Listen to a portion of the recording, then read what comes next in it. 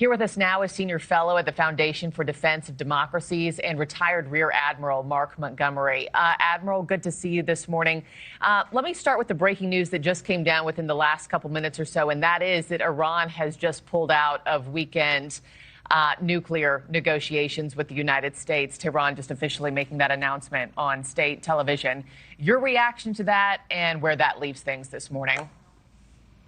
Well, thank you for having me. And of course, Iran pulling out of those can't be a surprise. I mean, the reason we're at this position is that Iran was was not a true negotiator in this. The United States was giving Iran every opportunity to bring this to a diplomatic conclusion. I think President Trump warned them, you have 60 days to do this. Today, day 61, and Israel held Iran accountable for its nuclear escalation, its nuclear and this highly enriched uranium program. So from my perspective, it's no surprise that Iran would pull out of these talks at this point. Yeah, and to your point, that 60-day clock expired last night.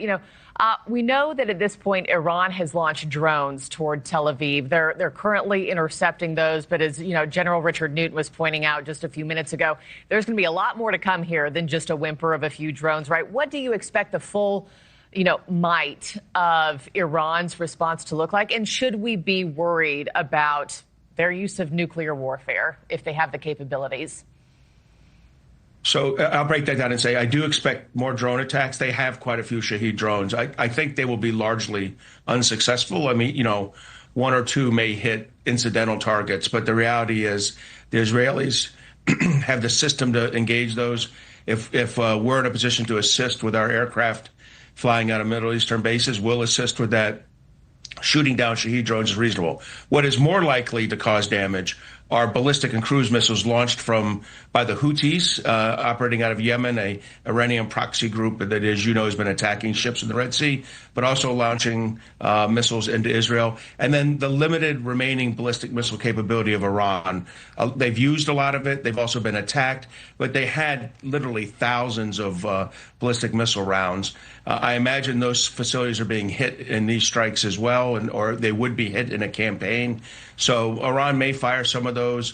Israel has the Arrow system. There's a U.S. THAAD air defense system in Israel to assist with that. So I believe that the Israelis have made the rational decision that they can accept this kind of counterstrike in order to achieve the long-term objectives of the campaign they're conducting, which frankly is a well-deserved campaign at this point due to Iran.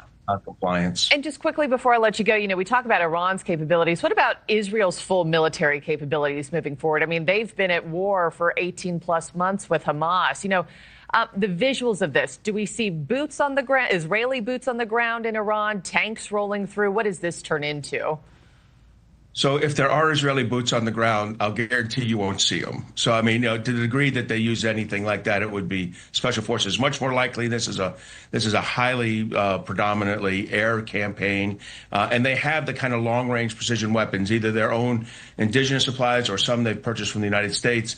They have stealth aircraft, F-35s they've gotten from the United States, and they have F-15s, which operate as fighter bombers that they purchased from the United States. So they're in a very good position to execute this. Yes, they've used a lot of munitions against Hezbollah and Hamas over the last 18 months, but I'm sure they had the calculated decision that they had the available munitions to do a sustained campaign. Admiral Mark Montgomery, thank you for your time, sir, on such a busy news morning. Appreciate it.